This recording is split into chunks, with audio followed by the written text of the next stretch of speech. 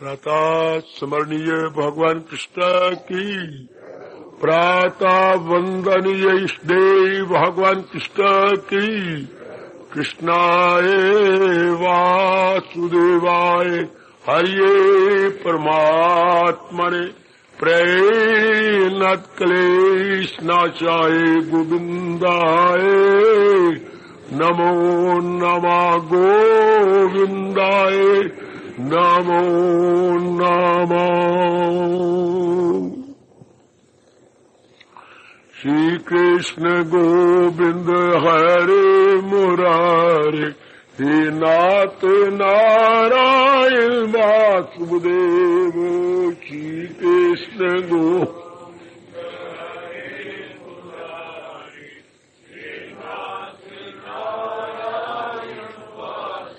आओ मिलकर बोलेंगे नाथ नारायण वासुदेव। आओ प्रेम से बोलेंगे नाथ नारायण वासुदेव। जय हो श्री कृष्ण गोविंद हरे मुरारे, हे नाथ नारायण वासुदेव।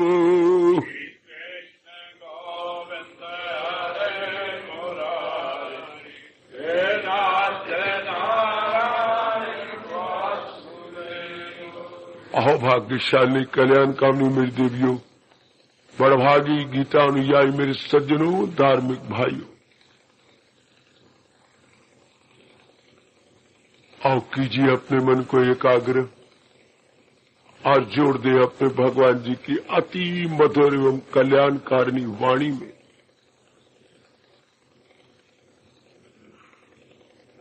देवी और सज्जनों, ये गीता मार्ग, धर्म मार्ग, परमार्थ का मार्ग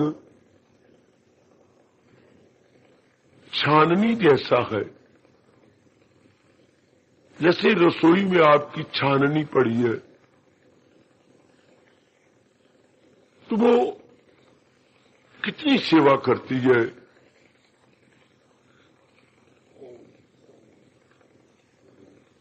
इसी तरह वो तुम्हारे पेट के लिए है कि पेट के अंदर ऐसी कोई चीज न जाए जो हमारी सेहत को बिगाड़ दे। बिल्कुल इसी तरह याद रखिए, भगवान जी का ये ज्ञान जो प्रभु जी हमें बड़ी प्रसन्नतापूर्वक बड़े उदार होकर दे रहे हैं, ये हमारे अंतःकरण की छाननी है। बुद्धि में कोई ऐसा इरादा ना आए कि हमारे जीवन को बर्बाद कर दे। मन में ऐसे विचारों की तरंगे ना उठे जिससे जीना बड़ा मुश्किल हो जाए। कोई कर्म ऐसा ना होने पाए अंदर से बाहर जिससे हम लोग अपने जीवन को बर्बाद कर बैठे।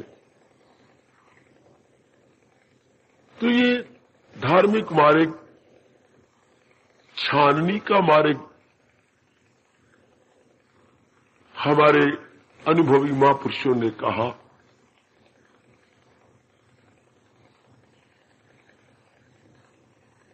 इसी को दूसरे शब्दों में बोलते हैं आत्मनिरीक्षण। अपना निरीक्षण करते रहना, बड़े ध्यान से अपने आप को देखते रहना, फिर बाद में तो स्वभाव बन जाता है। शुरू में बहुत निगरानी करनी पड़ती है इस मार्ग में, चूंकि इसी जन्म में कई वर्ष हम लोग उनकी नकल करते रहे जिनकी नकल करना पाप था। पाप किस रूप में?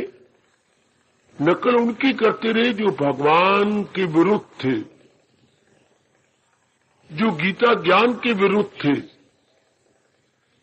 हम उनकी नकल करते चले गए। समझ नहीं थी, बस यही कहना पड़ता है, बेसमझी से, अज्ञानता से, जिसका परिणाम क्या हुआ, अंतःकरण में वो चीजें चली गई, वो आदतें चली गई, संस्कार चले गए जो नहीं जाने चाहिए थे। अब शरीर छूटने से पहले कुछ समय भगवान ने हमें दिया है कि अपना निरीक्षण कर लो, ज्ञान की छाननी लगाकर अपने आप को छान लो। आप लग गए हैं, मैं और भी प्रेम पूर्वक कहूंगा, और लग जाओ। जो भी अंदर बुद्धि में इरादा नजर आता है, अब तो इरादा ही हो, एक ही निर्णय हो, भक्ति कमानी है। और वो भी जैसी गीता जी कह रही है। भक्ति बताने वाले तो नारद जी भी हैं, और भी शांडिल्य जी भी हैं, और भी कईयों ने भागवत पुराण में व्यास जी ने भक्ति की बात बताई, लेकिन नहीं, जो महाराज जी कह रहे हैं। महाराज जी की भक्ति में ज्यादा श्रद्धा प्रधान है। गीता श्रद्धा प्रधान शास्त्र है, याद रखना। गीता में शरणागति है, शरण प्रधान शास्त्र है। बार बार भगवान जी कहती है तू भगवान की शरण ले, और बात भी ठीक है, जितना सोचा गया भगवान की शरण के लिए बिना और है क्या। हम जिस किसी की शरण लेते हैं वो शरण कच्ची है, वो शरण टूट जाएगी, वो पूरा साथ नहीं देगी, और उस शरण से हमारा कल्याण भी नहीं हो सकता। इसलिए एकांत में बैठकर मेरे देवियों, मेरे सज्जनों, विचार किया करो कि शरण तो लेने योग तो केवल एक भगवान जी है, जिनसे हमारा कल्याण हो जाता है, दुखों से छुटकारा हो जाता है, अंतःकरण निर्मल विमल एवं स्वच्छ हो जाता है। इसलिए आप बार बार एकांत में समझाएंगे तो मन समझ जाएगा, ये बात बड़ी गहरी उतर जाएगी। क्योंकि हमारे मनोविज्ञान का नियम है, जैसा सोचोगे वैसा बनते चले जाओगे। तो अब तो भूल के भी संसार संबंधी विचार न करें, जब ये अटल नियम है मनोविज्ञान का, ये भारतीय मनोविज्ञान का पहला नियम है मेरे देवियों, कि अकीदा ही इंसान की तस्वीर है। ये हमारा पहला नियम। इसलिए अब विचार, हम भगवत संबंधी विचार करेंगे। जब विचारों पर ही सारी जिंदगी है, जैसा सोचेंगे वैसा बनेंगे। तो अब कैसी सोचना चाहिए जिससे भविष्य अच्छा हो, कैसे सोचना चाहिए जिससे अंतःकरण निर्मल हो जाए, मुक्ति बात जिससे हमारा अंतःकरण निर्मल हो।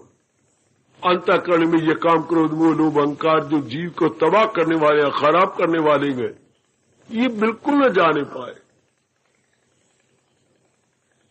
और ये बिल्कुल नहीं जाएंगे यदि हम निगरानी कर लेंगे अपनी। बिल्कुल मजाले प्रवेश कर जाएं जब आप उधर ध्यान ही न दें कि नहीं, मैंने ये करना ही नहीं, मैंने अपने जीवन में इनको लाना ही नहीं, ये तबाह करते हैं। मेरे भगवान जी गर्मा गर्म 16वें अध्याय में चेतावनी दे रहे, इन्हें छोड़, इनमें न जाना कहीं, न हस्ती को अपनी मिटाना कहीं। ये तो इस मार्ग के लुटेरे गए ना, मैंने नहीं जाना। जब आप इतने जोरदार कहेंगे, इनकी मजाली में जिस आदत को, जिस विचार को हम पसंद न करें वो हमारे अंदर नहीं आ सकता, जिसको हम ना चाहें वो हमारे अंदर नहीं आ सकता। ये परमात्मा का नियम है, चाहेंगे तो कोई चीज आएगी, नहीं चाहेंगे तो वो चीज स्पर्श भी नहीं करेगी। मेरे सज्जनों, मेरे देवियों, आपके अंतःकरण को। तो अब हम क्यों चाहेंगे, जब महाराज जी हमें ऐसे अच्छे विचार दे रही हैं, हमें श्रद्धा से भरे हुए विचार दे रही है, भक्ति से भरपूर विचार दे रही है, तो हम इन्हीं बातों में लगे रहेंगे। तो ये मार्ग मैं कह रहा था, छाननी का मार्ग है। हम बड़े ध्यान से छान लेती हैं अपने जीवन को, और जीवन में क्या रह जाता है, ये छानने, बड़ी छाननी लगा दीजिएगा, तो क्या रह जाएगा जीवन में? विवेक, वैराग, भक्ति, शक्ति। जैसे आटे को आप छान लें तो नीचे क्या हो गया? अगर फिर छाना है तो मैदा हो जाएगा। ब्रीज छाननी लगा के मैदा निकल आएगा।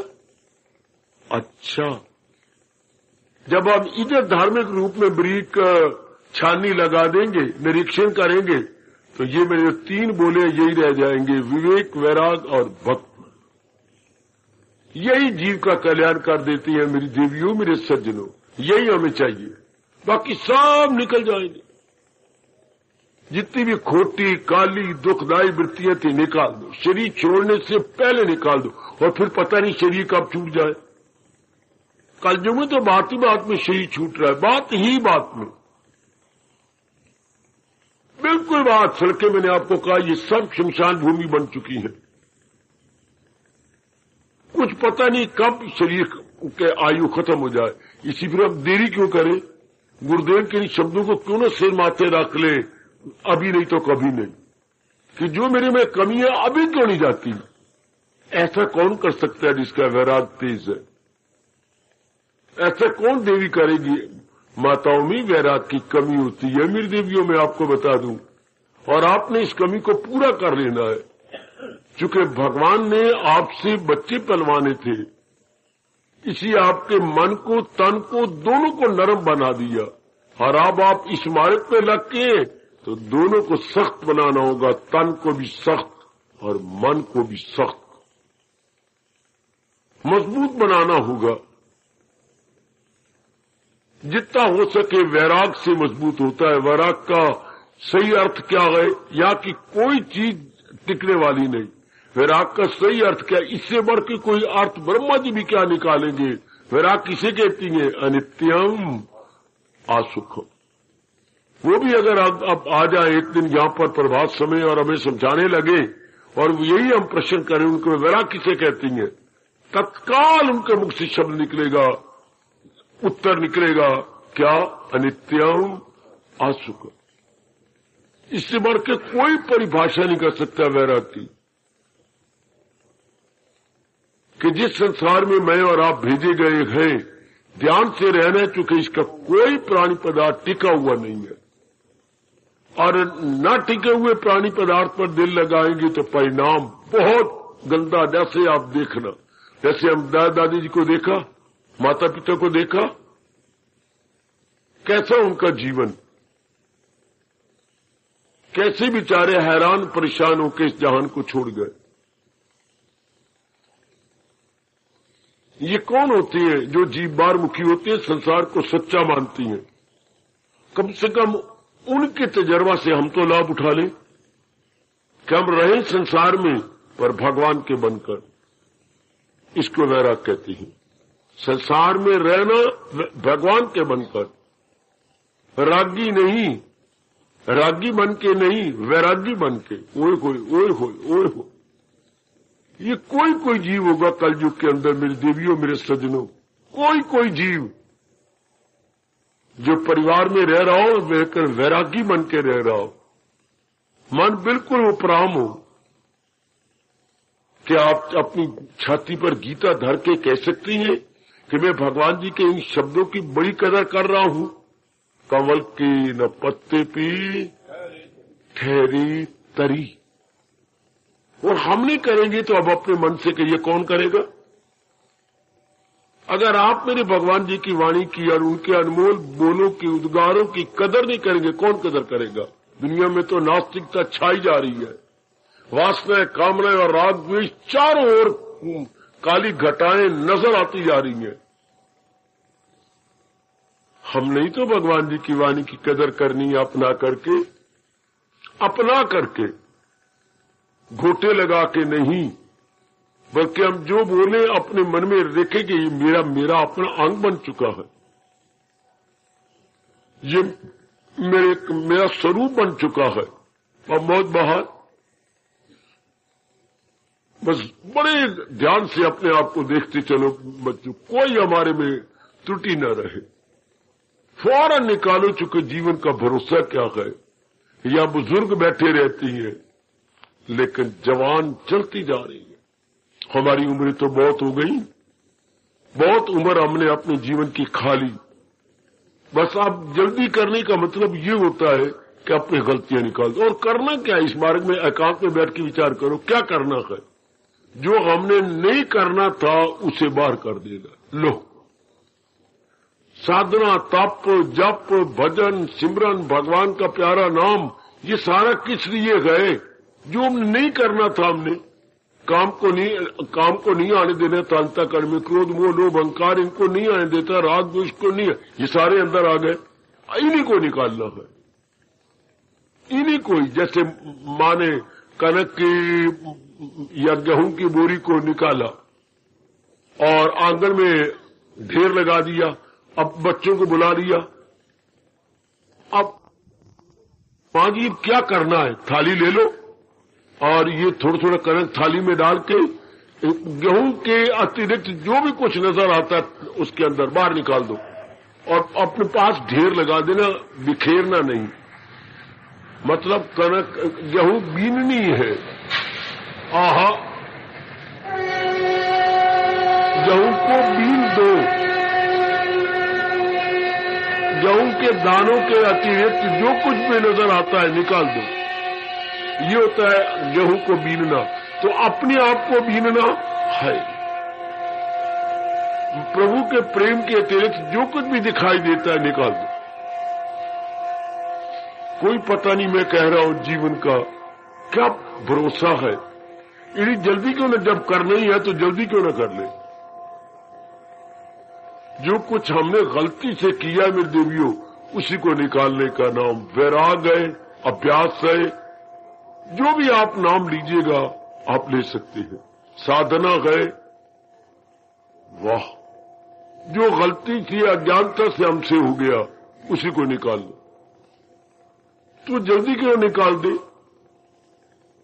क्या पता है रात्रि को सोए सवेरे उठना, सांसों की धौंकनी चल रही है कि नहीं कोई पता नहीं। कितने व्यक्ति ऐसे सुनाई दिए कि सोए वापस न उठे, चले गए। हमारी भी बुरी दुर्दशा हो सकती है। तो क्यों ना हम पहले ही कर ले। हर एक व्यक्ति जानता है मेरे में ये कमजोरी है, तो पहले छाननी क्यों न लगा डाले और अपने आप को छन के रख दे। जब जीवन 1 दिन का हो 100 दिन का हो, तब यहां आने का ठोस लाभ हो गया कि हमने अपने आप को निर्मल कर लिया। हमने अपने आप को शुद्ध पवित्र कर लिया। मैं तो बार बार आपसे यही कहूंगा, यही रिकमेंड करूंगा, अपना निरीक्षण कीजिए। यही साधना है और इसके परे साधना कुछ नहीं है। अंतःकरण को उसके स्वाभाविक रूप में ले आइएगा। अंतःकरण जो पहले रूप में था उसी रूप में हमने इसको ले आना है। और हर एक व्यक्ति, हर नर नारी जानते हैं मेरे में ये कमजोरी है। कमजोरी कहते जाओगे, निकाल दो ना बाहर। भगवान से लो ताकत, गिड़गिड़ाओ कि प्रभु अब तो मैंने जितने देर रहना आपका प्यारा बन के रहना है, आपके गीता जी के उपदेश के अनुसार रहना है। नहीं पता था तो गलतियां होती रही प्रभु, पर अब जाने मेरे में अब ना, अब तो मैं आप ही का बन के रहूंगा। लो, भगवान बहुत शक्ति देती है मेरे सज्जनों। ओ मेरी कल्याणकार देव, कोई मांगे सही उनसे दैवी शक्ति। कोई साधना की शक्ति मांगे, वैराग की शक्ति मांगे, विवेक की शक्ति मांगे, भगवान गदगद हो जाती है। जो कल युग में कोई होता है जो वैराग मांगता है, वरना सब राग ही मांग रहे गए। मेरी शादी हो जाए, मेरा पुत्र हो जाए, मुझे नौकरी मिल जाए, मैं पास, सब ये राग भरी बातें। मेरा ये हो जाए, मेरा वो हो जाए, ये कोई नहीं कहता प्रभु आपके संग मेरी भक्ति बढ़ जाए, मेरा वैराग तीव्र हो जाए। ये कोई विरला जीव आजकल के विचित्र समय में, उन विरलों में हम अपना नाम लिखवा जाए और अपने अंदर निरीक्षण करते हुए कमजोरियों को निकाल डाले। मैं तो ये कहूंगा 1 दिन में निकाल डालो, क्या पता है कल का। जो कमजोरी नजर आ रही है कि मेरे में ये कमजोरी है, बस अब नहीं रहेगी। कुछ भी क्यों न हो जाए, मैंने इसके मिटिया मेट कर दिया। हमारे तो महापुरुष यहां तक कहते कमजोरी है भी सही, फिर भी कहो मेरे में नहीं है। अगर कहोगे मेरे में कमजोरी जड़ पकड़ती जाएगी, मेरे में नहीं है तो वो कमजोर होती जाएगी। ना मेरे में जब थी सो थी, जब गीता जी सुनी और मैंने विचार किया, ये कमजोरी नहीं रही। हालांकि कमजोरी अभी है, फिर भी आप नहीं मानते। कमजोरी के बारे में नहीं मानना चाहिए, कमजोरी के नहीं मानना चाहिए, गुणों के बारे में हां करनी चाहिए। अगर पूरा गुण नहीं आया फिर भी कहिए ये भी गुण मेरे में आ गया, ये भाव मेरे में आ गया। वो तो कहते कहते कि कोई जैसा विचार करेंगे वैसे ही नियम है, तो क्यों फिर नेगेटिव के बारे में सोचिए कि ये मेरे में है, मेरे में नहीं है। आप हैरान हो जाएंगे मैं क्या कह रहा हूं। शुरू मुझे बड़ी हैरानगी हुई महापुरुषों के इन भावों को पढ़कर। जब ये नियम है जैसा सोचेंगे वैसे बनेंगे, तो क्यों मेरे में आप कहें कि मेरे में क्रोध है, लोभ है, अहंकार है, तो ये तो अंदर घर करते जाएंगे। नहीं, जब थे सो थे, अब नहीं है। मेरे में उसकी जगह ये गुण आ गई है, मेरे में विवेक आ गया, वैराग आ गया, भक्ति आ गई, शक्ति आ गई। ये हम पॉजिटिव को अपना माने, नेगेटिव को नहीं। ये तो भाग गए, ये तो पुरानी कहानी बन गई, ये तो अब है ही नहीं। हाय, मालिक मुस्कुराते भी हैं और शक्ति भी देते जाते हैं। प्रभु ताकत देखते भी अभी उनमें से कमजोरी है, फिर भी कह रहा है मेरे में कमजोरी नहीं है। तो कहते अच्छा बच्चा, तेरे में नहीं रहेगी, नहीं होगी। शपा जब इस प्रकार मैं फिर कहूंगा, नकारात्मक वृत्तियों के लिए कहिए मेरे में नहीं है, और सकारात्मक वृत्तियों कहिए मेरे में है। मेरे में विवेक है, मेरे में विराग है, मेरे में भक्ति है, मेरे में शक्ति है, मेरे प्रभु की तरफ लग जाने की लगन है। लोग थोड़े दिनों में अपनी दशा देखो कितनी अच्छी बन जाती है। ये होता है हिंदू धर्म के अनुसार। हमारे जो 5 रत्न है उनमें भी एक रत्न रखा गया, आत्मनिरीक्षण।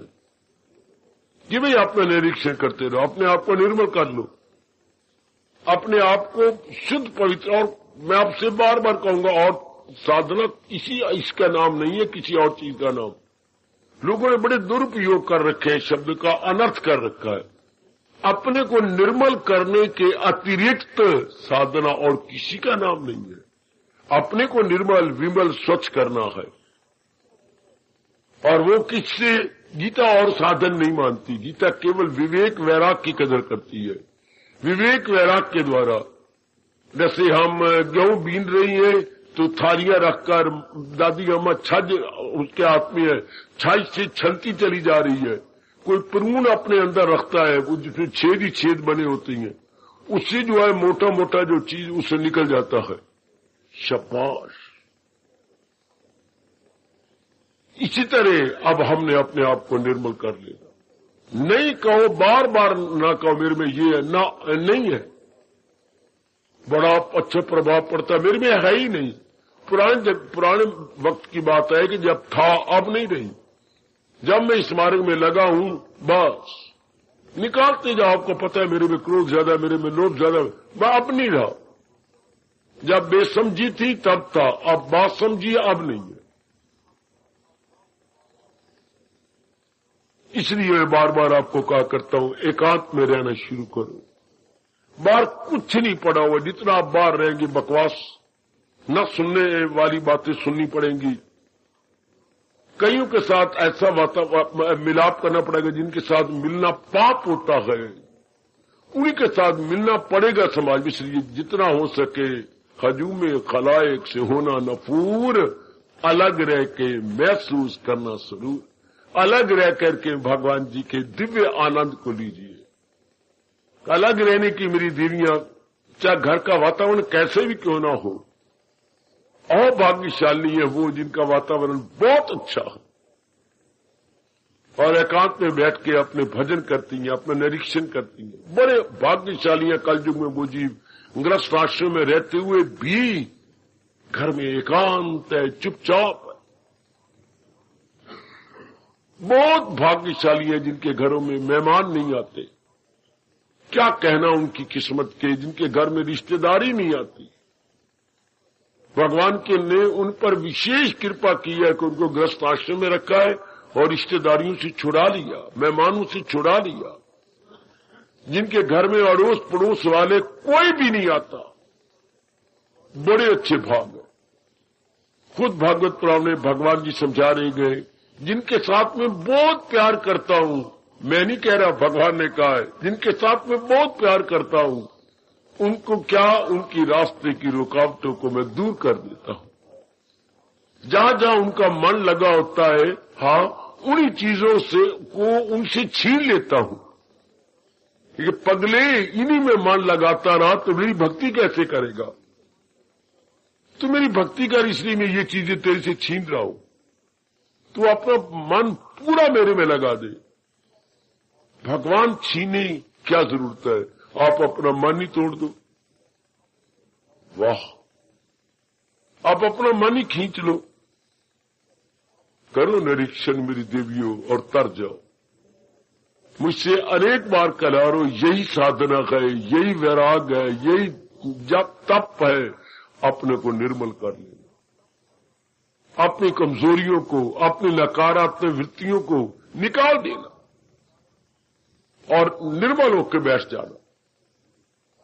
जैसे अच्छे स्टूडेंट पूरी पढ़ाई करके फारग हो जाते थे कि जब भाई आज इम्तिहान हो जाए, कल हो जाए, 6 महीने बाद हम तो बिल्कुल तैयार बैठेंगे। बहुत ही अच्छे, बहुत ही अच्छे।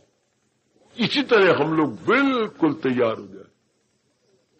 अंदर आंखें बंद करें तो भगवान जी का जाप सुनाई दे, बाहर आंखें खोलें तो प्रभु जी का सिमरन चल रहा हो, तब तो जीवन बन गया।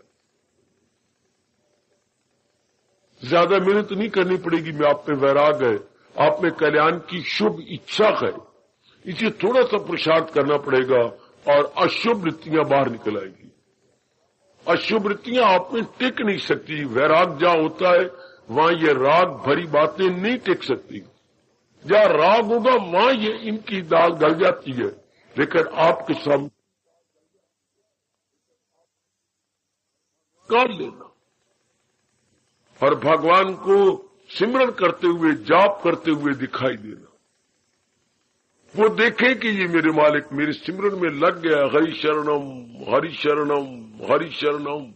हाय मालिक कितने खुश होंगे कलयुग के अंदर अगर किसी के सच्चे और पक्के मन से ध्वनि निकल रही हो, हरि शरणम, हरि शरणम, हरि शरणम। हे प्रभु, मैं तो सच्चे मन से आपकी शरण ले ली है।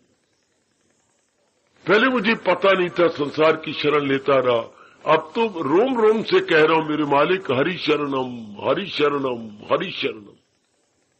नई गंदी वृत्तियां टिक सकती हैं आपके अंदर, चूंकि आजकल के समय में मालिक कृपा बड़ी जल्दी कर देती है। कोई होता है ना, कोई जो भगवान के लिए अपने आप को लगा डाले। ठीक कहा है मेरे मालिक ने, हजारों लाखों में होगा कोई खाल यानी विरला कोई हो जिसको फिक्र असूल कमाल, जो भगवान के लिए क्या लग गया है, जुट गया। कोई विरला। मनुष्य नाम शास्त्रेषु कश्चित शब्द लगा, कश्चित यतति सिद्धि है। कोई विरला ही क्या सिद्धि के लिए यत्न करेगा, वरना सब आप देख रहे हैं जो संसार का हाल है। जो संसार का बुरा हाल है आपकी नजरों में है। रचे पचे जा रहे हैं दिन ब दिन गंदी वृत्तियों के अंदर, रचे पचे जा रहे हैं। और नहीं वो चीजें हैं तो उनसे तरसती हैं, रोती हैं। हाय कितने अच्छे आपके भाग्य, कितनी सराहना करूं जो आप मालिक के लिए समय देती हैं, अपने को निर्मल बनाने और कल्याण करने की शुभ भावना रखती हैं। अहो भाग्य मेरी देवियों, अहो भाग्य। बस इसका लाभ उठा ले। जो मालिक ने इतनी कृपा कर रखी है, इसका लाभ उठा ले, इसी रूप में कि हम निर्मल होकर बैठ जाए। और जो निर्मल होते जा रहे हैं, भगवान ने बता दिया क्या दिन ब दिन क्या होगा, संसार संबंधी संकल्प विकल्प उनके घटते चले जाएंगे, और भी कम, और भी कम, और भी कम। वो दिन जल्दी लाओ अपने जीवन में, वो शुभ दिन जल्दी आ जाना चाहिए, जब हम अपने आप में बैठे, जब ये आधा श्लोक हम सब पे लागू हो जाए, रहे जिसका दिल रूह से मुतमय्यन, जो अपने परमात्मा से ही संतुष्ट होकर बैठ गया है, उसे संतुष्टि और तृप्ति भगवान से मिल रही है। आहा अर्जुन, उसको तो समझ ले कायमुल अकल है, समझ ले कि उसकी बुद्धि टिक गई है, वो मेरी जात में समाने वाला है, ये समा चुका है। आहा, बस ये नहीं कि ये श्लोक पढ़ लिया करें, ना इसको गढ़ भी ले, ये अपना बन जाए। रहे जिसका दिल रूह से मुतमय्यन, उसी फर्द को कायमुल अक्ल लगे, टिकी हुई बुद्धि वाला स्थित प्रज्ञ वही माना जाएगा जिसका मान किसी और से संतुष्टि नहीं ले रहा, और से तो मिलनी भी नहीं, पर वो धोखे में नहीं है, वो केवल भगवान से ले रहा है, भगवान में ही तलीन होती जा रही है। लो भाई, ऐसों का सत्संग में आना ठोस लाभ हो गया, इसने अपने आप को निर्मल विमल कर लिया। वो नेक जीवों कलयुग में भगवान बड़ी मदद करती हैं, कलयुग में भगवान बड़ी दया करती हैं, बड़ी उदारता से काम लेती हैं, और जीव जल्दी तर भी जाता है। चूंकि देखो ना, कौन व्यक्ति इस वक्त बैठा भगवान का भजन कर रहा होगा, कौन इस वक्त बैठा भगवान की वाणी सुन रहा होगा, कौन इतनी दूर आकर के भगवान के लिए क्या सत्संग सुन रहा होगा। कलयुग में देखो ना, कौन है ऐसे। इतना आपने किया, इतना और भी कर लो ताकि हमारा रास्ता संपूर्ण हो जाए। तो मैं आज गुजारिश कर रहा हूं, निरीक्षण कीजिए, अपने आप को टटोलिए। ये ना हो कि आप आ रहे जा रहे लेकिन कमजोरी वही है, ये तो बात ना बनी। ना बगावत करो अपने खिलाफ कि नहीं, अब इलाज कराने जाती है, डॉक्टर के बाद 10-12 दिन नहीं बीमारी जाती है, आप छोड़ देते हैं। कईयों को आपने छोड़ दिया, तो इससे अंतःकरण को भी तो छोड़ दो ना, कि ना मैं रोज आती हूं तो ये थोड़ा है कि ये मेरे में कमजोरी रह जाए। नहीं, रोज आने का मतलब ही यही होता है कि अपने आप को निर्मल कर लेना, विमल कर लेना। याद रखना, आमतौर पर धर्म स्थानों का ये लाभ नहीं उठाता।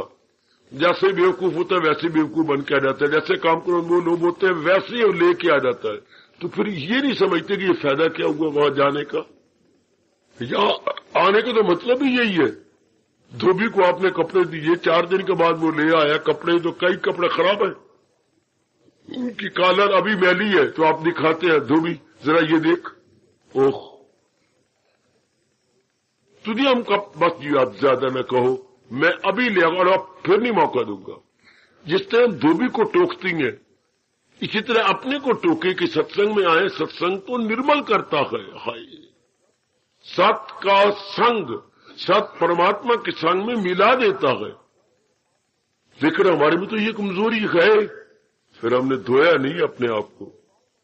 जैसे आप धोबी को टोकते हो, मैं बार बार आपसे कहूंगा आप भी अपने आप को टोको। कभी तो मेरे में ये कमजोरी है, नहीं होनी चाहिए, अब नहीं रहेगी। बस ये होता है हिंदू धर्म के अनुसार, अपने वैदिक अनुपम धर्म के अनुसार आत्म निरीक्षण, सेल्फ इंट्रोस्पेक्शन,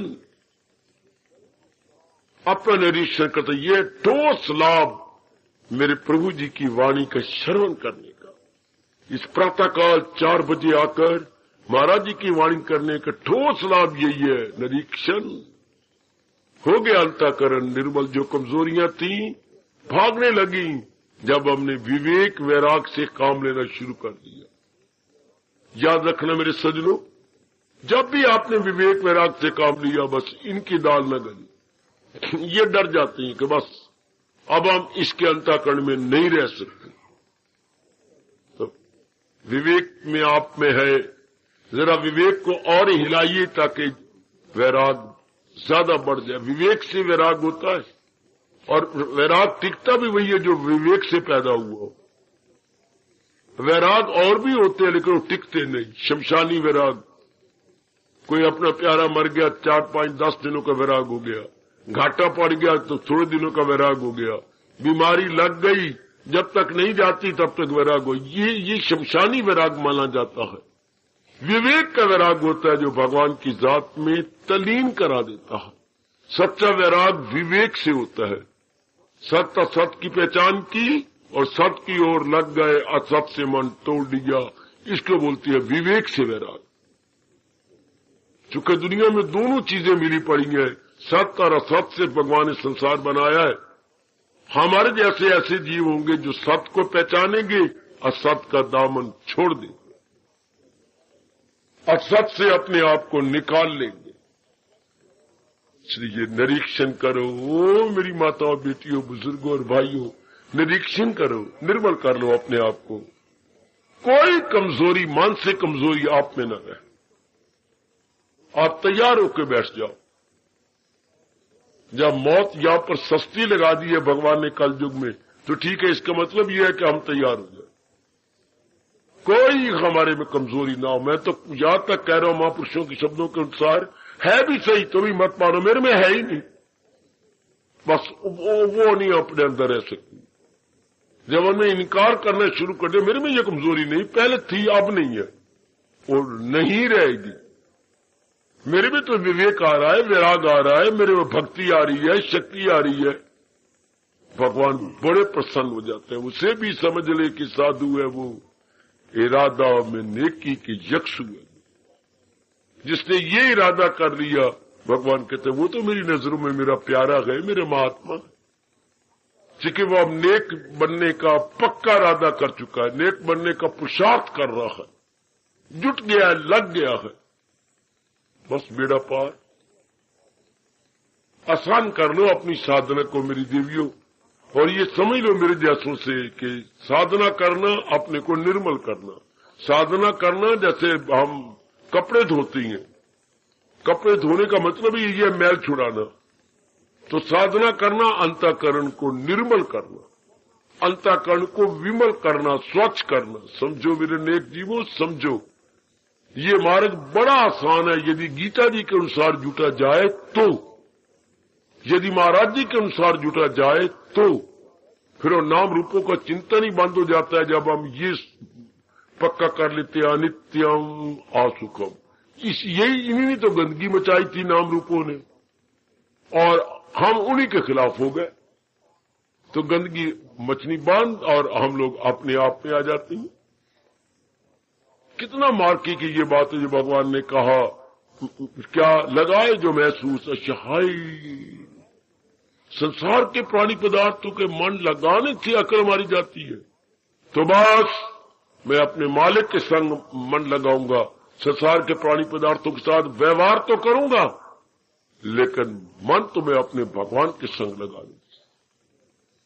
ये दोनों श्लोक दूसरे अध्याय के कितने चेतावनी से भरे हुए जगा देते हैं एक बार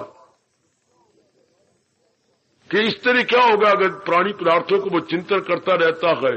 जायल हुई अक्ल आया जवाल, बुद्धि मारी जाती है, बुद्धि अपना काम करना छोड़ देती है।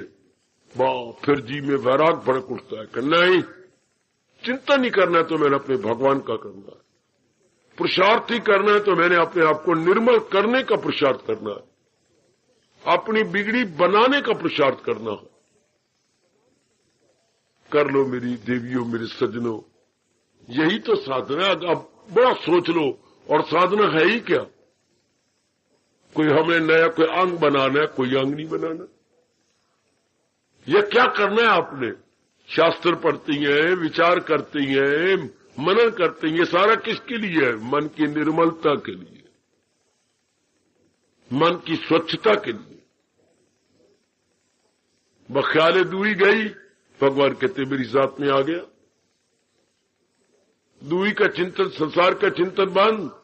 हम कितनी बार महाराज जी के शब्द सुन चुके हैं, क्या संसार समाप्त प्रभु प्राप्त। और संसार किसका नाम है? नाम रूपों का। इनका चिंतन ही ना हो, जब पता है कि इनके चिंतन से मेरी तबाही है।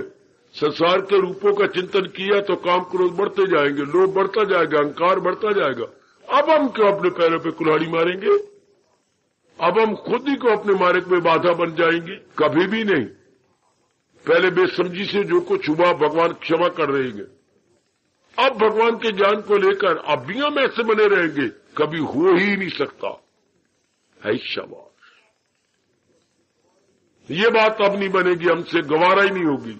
बहुत अच्छी, बहुत अच्छी, अति सुंदर।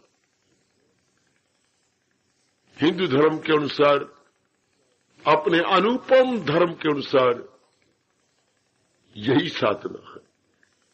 यहां ऐसे स्थानों पे आकर हमने यही सीख लेना है, निर्मलता, अंतःकरण निर्मल, बिल्कुल निर्मल। भले ही सफेद कपड़े पहन के बैठो, अच्छे कपड़े धुले हुए बेशक पहनो, लेकिन हमारा इससे कहीं ज्यादा ध्यान हो कि मैंने अब अंतःकरण को निर्मल करके बैठना है, अंतःकरण को साफ करके बैठना। शंकराचार्य जी के इन शब्दों की मैंने बड़ी कदर करनी है। सनानम मनो मल त्यागम, खूब कदर करो। जगत गुरु महाराज शंकराचार्य जी की खूब कदर करो।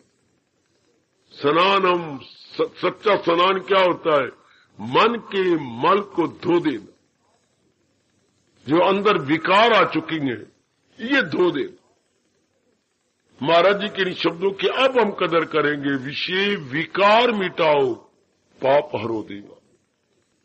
कि जो मेरे अंदर गलती से ये विषय विकार आ चुकी हैं, ये हट गया तो किसी भी धर्म स्थान में जाने का ठोस लाभ हो गया, और ये ना हटे तो चक्कर काटने का ठोस लाभ तो देखा नहीं मैंने। मैं अब क्या बोलूं? धर्म स्थान में आ रहे हैं, जा रहे हैं, लेकिन वो वृत्तियां, जिन वृत्तियों को निकालना था वो तो अंदर है, जिन वृत्तियों से अपने दामन बचाना था वो तो अंदर है। तो ठोस लाभ क्या हुआ तीर्थों पे जाने का, धर्म स्थान पे जाने का? बस ऐसी बगावत करो अपने खिलाफ कि जिस कारण से मैं धर्म स्थान में आता जाता हूं वो तो मेरे अंदर है। बहुत अच्छी। धर्म स्थान में जाने का मतलब ही ये होता है खुद धार्मिक बन जाना, और धर्म के विरुद्ध जो बातें घाती हों उसको निकाल देना। हो गया जीव का कल्याण। अगर इस तरह आप निरीक्षण करें, धर्म स्थान में जाने का मतलब धार्मिक बनने का, और धार्मिक बनने का मतलब जो धर्म विरुद्ध मेरे में आते हैं विचार है उनको निकाल देना। तो चुटकी मार के जीव का कल्याण होता है। अगर यदि हम निरीक्षण करके चलें, अंधाधुंध लोगों की तरह धर्म स्थानों में न जाएं, बल्कि सोच के जाए कि ऐसे स्थानों में जाने का लाभ क्या होता है। इंसान निर्मल हो जाता है, विमल हो जाता है। इंसान की अनवांटेड जितनी भी बैड क्वालिटीज होती हैं सब निकल जाती हैं। वो बहुत अच्छे, अति सुंदर। फिर हम कितनी कदर करेंगे धर्म स्थान की, जो हमारा परलोक बना देता है, हमारी बिगड़ी बना देता है, हमारा आवागमन से छुट्टी दिला देता है, वह अपने भगवान के योग्य बना देता है। Backup backup backup. निरीक्षण करो मेरी देवियों, और प्रातःकाल आने का लाभ उठा लो। मैं बार बार कह रहा हूं, ठोस लाभ यही है ऐसे स्थानों पे आने का। निरीक्षण हो गया, हमारी मानसिक कमजोरियां चली गई, हम विमल हुए, स्वच्छ हुए, अपना जन्म सफल कर लिया। ऐसा प्रसाद कीजिए। ऐसे स्थानों में विशेषकर इस समय आने का ठोस लाभ ये हो कि हमारी बुद्धि निर्मल, हमारे विचार उच्च, हमारे कर्म शुभ, और क्या चाहिए? जन्म सफल, बिल्कुल जन्म सफल। मेरे शब्दों को सत्य कर दिखाओ। अंतःकरण निर्मल, निरीक्षण द्वारा विवेक और वैराग के सहारे से अंतःकरण स्वच्छ, संकल्प विकल्प खाली, मन की आवारागर्दी एक पुरानी कहानी, वह चला जाए वैकुंठ में, तब वाकत पल्ला न पकड़े कोई, उसकी कोई मार्ग में बाधा नहीं है, वो मालिक की जात में समा जाएगा। ऐसा बन जाओ मेरी देवियों। ऐसी अपनी आंतरिक अवस्था शीघ्र अतिशीघ्र बना लीजिएगा। मेरे प्रभु और भी मदद करेंगे जब आप ये पक्का इरादा करेंगे और आज जो आपने समझाए इस तरह निरीक्षण करने लग जाएंगे, मालिक बड़ी मदद करेंगे। क्योंकि ठोस लाभ ही ये सत्संग में आने का, ऐसे पवित्र स्थानों में आने का, शुभ स्थानों में आने का लाभ क्या होता है? यही कि हमारा अंतःकरण साफ हो जाता है। ऐसे धोबियों का मन को समझाओ, धोबियों कपड़े देने का मतलब क्या? कई दिनों के जो मैले कुचैले कपड़े थे वो दूध की तरह सफेद करके लाएगा। कई जन्मों से जो अंतःकरण खराब था, ऐसे स्थानों में आकर और गीता जी सुनकर हम लोग निर्मल विमल हो जाते हैं और भगवान के योग्य हो जाते हैं। जैसे वो मैले कपड़े हमारे तन पे पहनने के योग्य हो जाते हैं, हम समाज में निकलने के योग्य बन जाएंगे। इस तरह जब मन निर्मल हुआ, हम भगवान के योग्य हो जाएंगे, मुक्ति को योग्य हो जाएंगे, कल्याण के योग्य बन जाएंगे। भगवान करे मेरा कहना सफल हो और हम अपने को निर्मल करके अपने इष्ट देव के योग्य बन जाए। परमात्मा ऐसा करे, परमात्मा ऐसी शक्ति दे हम उनके योग्य बन जाए। निरीक्षण करते हुए, अपनी आंतरिक कमजोरियों को निकालते हुए हम अपने प्रभु के योग्य बनाओ। मेरे मालिक हमें अपने योग्य बना ले, हमें अपने योग्य बना ले। मेरे मालिक हमें अपने योग्य बना ले। हार्दिक आशीर्वाद मेरी देवियों, हार्दिक आशीर्वाद मेरे सज्जनों जी।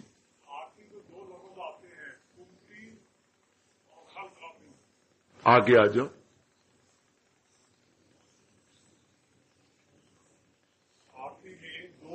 दो शब्द आते हैं। हाँ, कुमती और खलकामी। कुमती नहीं मेरे बेटे, अब मैं सब कुमती। कु मैंने बुरी, मती मैंने बुद्धि।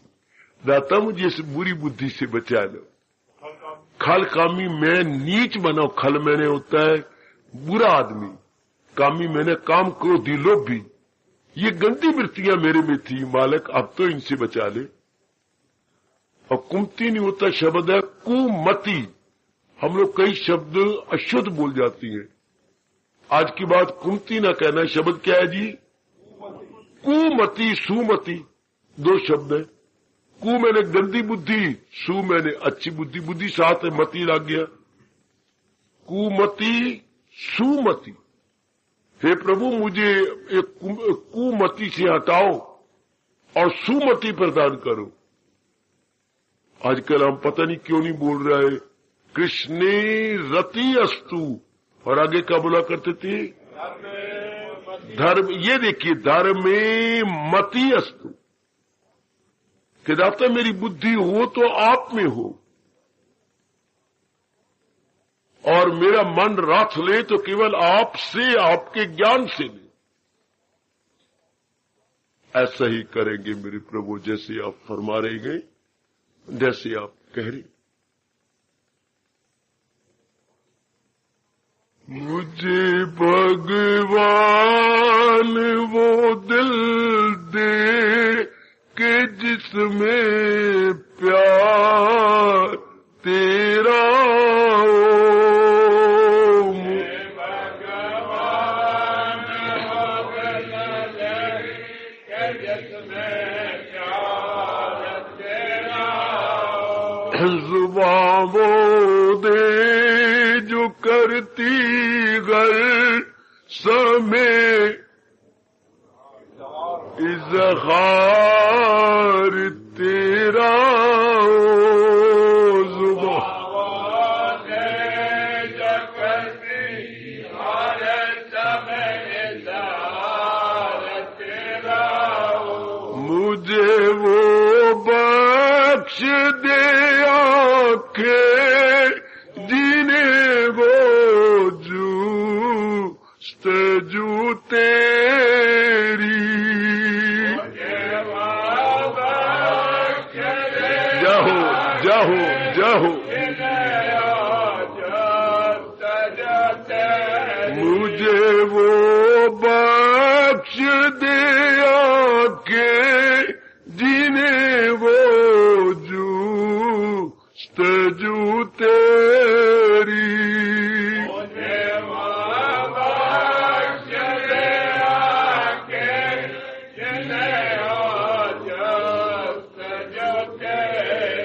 के जर्रे जर्रे में जिनको फकत दीदार तेरा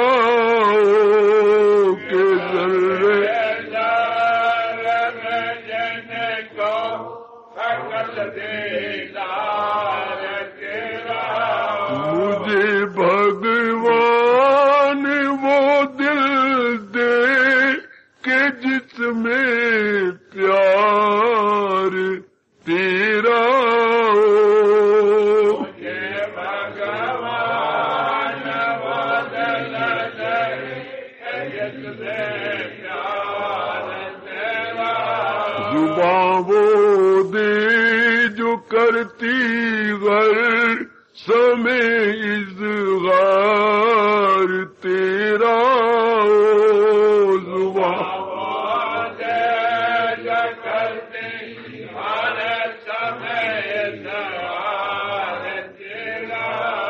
ये प्रेमी काट ही लेगा खुशी से जिंदगी के दिन ये प्रेमी काट ही लेगा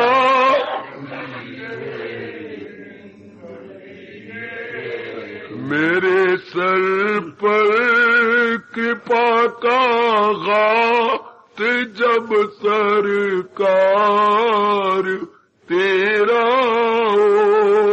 मेरे सर पर कृपा का हाथ जब सरकार तेरा मुझे भगवान वो दिल दे के जिसमें प्यार तेरा मुझे भगवान वो दिल दे के जिसमें प्यार तेरा जुबां वो दे जो करती हर समय इज़हार तेरा जुबां